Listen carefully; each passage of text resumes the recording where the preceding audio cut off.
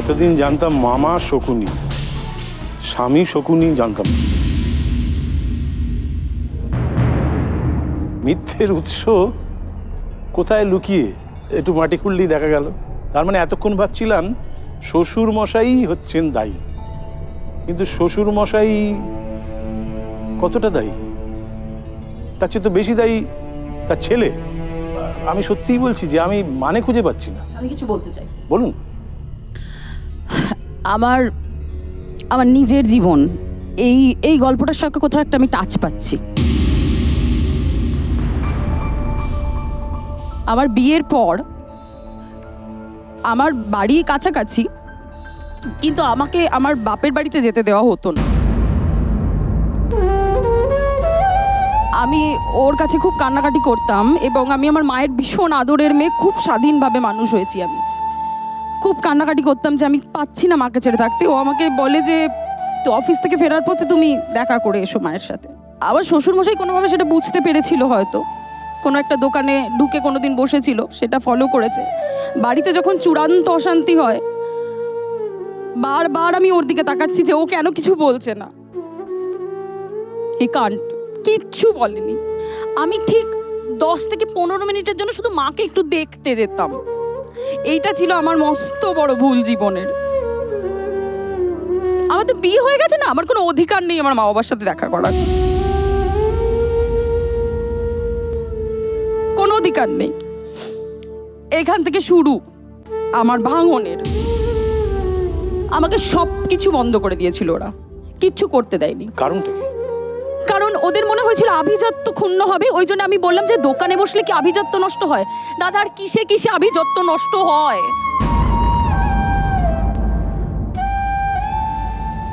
6 মাসে সেপারেশন আমার, একটা কল ওর আসেনি আজ অব্দি, একটা কল না।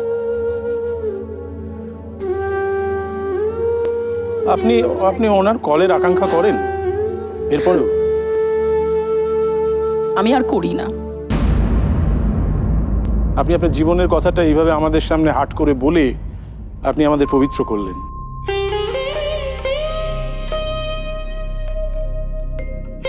এইখানে পাঞ্জাবি পরে যিনি ভদ্রলোক বসে আছেন, এরকম টাইপের মেন্টালিটি যেরকম লোকদের আছে, তাদের জন্যই আজকে আমাদের মেয়েরা এত পিছিয়ে পড়ছে, আমাদের সোসাইটি এত পিছিয়ে পড়ছে আমার মনে হয়।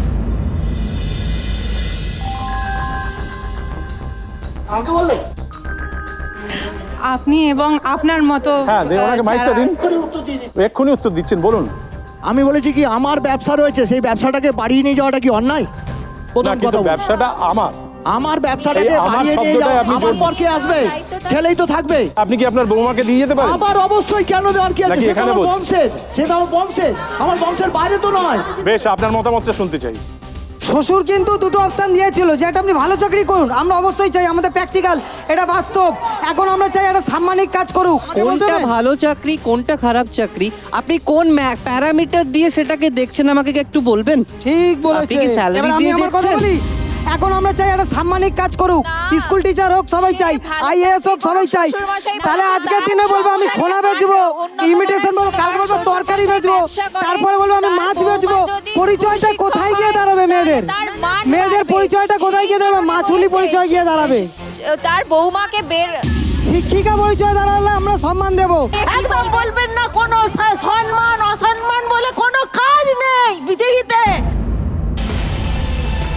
জানেন কে আপনি? সম্মান অসম্মান ঠিক করেন কে আপনি? আপনি ঠিক আছে, নিজে কি ঠিক করেন? আছে। কেউ যদি এন্টারপ্রেনিউর হয় ব্যাস, সেটাও তারই এক। আর না, আর শোনা যাচ্ছে না। আমরা একটু দাঁড়াই। না, শুনুন, একটা কথা। হ্যাঁ, ঠিক আছে, আমরা আর কিছু বলতে হবে না। আমরা যা বলতে চাইছেন সেটা বুঝতে পেরেছি, কিন্তু আমি একটা কথা বলতে চাইছি। এই যে ঘটনাটার কাছে এসে আমরা দাঁড়িয়েছি, আমরা সবাই কিন্তু এই ঘটনাটার বাইরে থেকে দেখছি, কিন্তু আমি যদি ঘটনার পাত্রপাত্রী হতাম, আমার দেখাটা পাল্টে যেত, আর এক রকম দেখা হতো। হয়তো তার সঙ্গে আমার মিল থাকতেও পারে, নাও থাকতে পারে।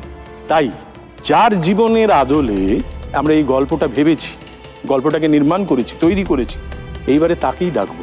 বনশ্রী দাস। বনশ্রীকে আপনাদের মাঝখানে আনছি এবং তার সঙ্গে আলাপ করছি এবং জেনে নিচ্ছি বনশ্রী কি বলেন। বনশ্রী, আসুন, আপনাকে স্বাগত এখানে, আসুন।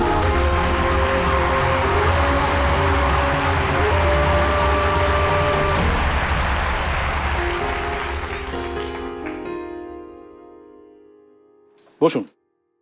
এই মঞ্চে আপনাকে স্বাগত। না স্যার, থ্যাংক ইউ। হ্যাঁ, আমাকে ভয় পাওয়ার কিছু নেই। না না, বলুন। আমি লোক ভালো, আমার কোনো আভিজাত্যও নেই, সম্মানও নেই, আমার কোনো শ্বশুর বাড়িও নেই, বাপের বাড়িও নেই। আমার একটি মঞ্চ আছে, আপনি কি বলেন সেখানে আপনি এসেছেন। এটা আপনার শ্বশুর বাড়িও ভাবতে পারেন, বাপের বাড়িও ভাবতে পারেন, মামার বাড়িও ভাবতে পারেন। বাহ, আপনি দারুণ হাসেন, কিন্তু মিষ্টি করে হাসেন। আচ্ছা, শ্রী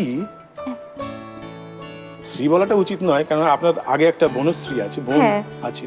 সবাই শর্ট ফর্মে ওটা বলে। বেশ, আমার বোনের মতো আপনি, অথচ আপনি শ্রী, তাই আপনি বনশ্রী। আমি জানি যে শ্বশুর বাড়ির সঙ্গে একটা লড়াই করেছেন, হ্যাঁ, কি ঘটেছিল? ঘটনাটা যখন আমার শ্বশুরমশাই জানতে পারলো, তখন ওনার সম্মানেও একটা হানি তা হলো। কি জানতে পারলেন? যে আমি ওনাকে মিথ্যা কথা বলে কাজে যেতাম, মানে উনি জেনেছিলেন যে আমি চাকরি করি, কিন্তু সেটা তো আমি করতাম না। আমি আমার বাবার ব্যবসাটা সামলাতাম। কেন, যাদের জন্য আমি পৃথিবীর আলো দেখেছি তাদের তো আমি ছেড়ে দিতে পারি না। আপনার শ্বশুর বাড়ি থেকে বাপের বাড়ি অনেকটা দূর? না, বেশি ডিস্টেন্স না, আপনার ভয় কাছাকাছি। হয়নি? ভয় তো হয়েছে, তার থেকেও বড় মনে একটা খুব খারাপ লাগতো যে আমার শ্বশুরমশাই উনি হচ্ছে সম্মানে, কিন্তু আমার বাবার সমতুল্য তো উনি। সেই জায়গায় ওনাকে আমাকে মিথ্যে কথা ডেলি বলে আমাকে আমার বাবার জন্য যেতে হতো। তারপর কি হলো? উনি আমাকে মানা করেছিলেন। তারপর কি এবার হলো? ধীরে ধীরে আমার বাবার শরীর অসুস্থ হতে থাকলো। আমরা যেহেতু দুই বোন, আমি ঘরের বড় মেয়ে, আমার বোনের পড়াশোনা আছে, আর আমার তো কোনো দাদাও নেই, ভাইও নেই যে তারা দেখবে বাবা মাকে। আমার হাজব্যান্ডকে জানিয়ে বললাম, এরকম তুমি তো সবই জানো, দেখেছো, তোমাকে আমিও বলেছি আমার বাবা মার পরিস্থিতি এত খারাপ, আমাকে হেল্প করতেই হবে। তো কি করবে সেটা বলো। তুমি ও সাপোর্ট করেছেন, সাজেশনও দিয়েছেন। তো ও বললো যে এরকম বলবে, যে আমি মিথ্যে কথা বলে আমি আমার বাবার দোকানটা সামলাতে যেতাম। তারপর সেই মিথ্যেটা ধরা পড়ে গেলেন? হ্যাঁ, ধরা পড়ে গেল। তখন উনি খুব রাগারাগি করছিলেন। এবার শ্বশুরমশাই? হ্যাঁ, শ্বশুরমশাই। রাগারাগি মানে? আমরা 3 মাসের জন্য আলাদাও হয়ে গেছিলাম।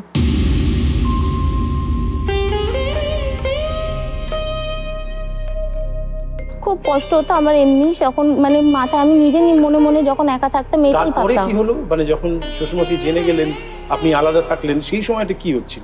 যখন আমরা আলাদা হয়ে গেলাম, তিনি আস্তে আস্তে হয়তো কারোর সঙ্গে কথা বলেছে বা আলোচনা করেছে, সেই ক্ষেত্রে উনি নিজে অসুস্থ হয়ে গেলেন আমাদের চিন্তায়। অসুস্থ হয়ে যাওয়ার পর ওনার বিজনেস লসে চলে গেল।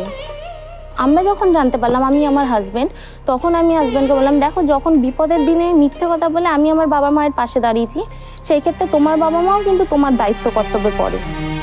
আমার ইমিগ্রেশনের দোকান থেকে যে টাকাগুলো ছিল, সেই জমানো টাকাই আমি আমার হাজব্যান্ডকে দিই, আমার শ্বশুরমশাইকে দেওয়ার জন্য, যাতে আবার ফিনান্সিয়াল উনি হেল্প পান, আবার বিজনেসটা গড়ে তুলুক। উনি নেন সেটা? হ্যাঁ, উনি সেটা নেন। যা প্রথমে জানতে পেরেছিলেন যে ছেলে নিয়ে দিচ্ছে, কিন্তু পরে যখন উনি সুস্থ হয়ে গেল, যখন আবার দাঁড় করে দিল বিজনেসটা, তখন জানলো যে জিনিসটা আমি করেছি। তারপর কি বল?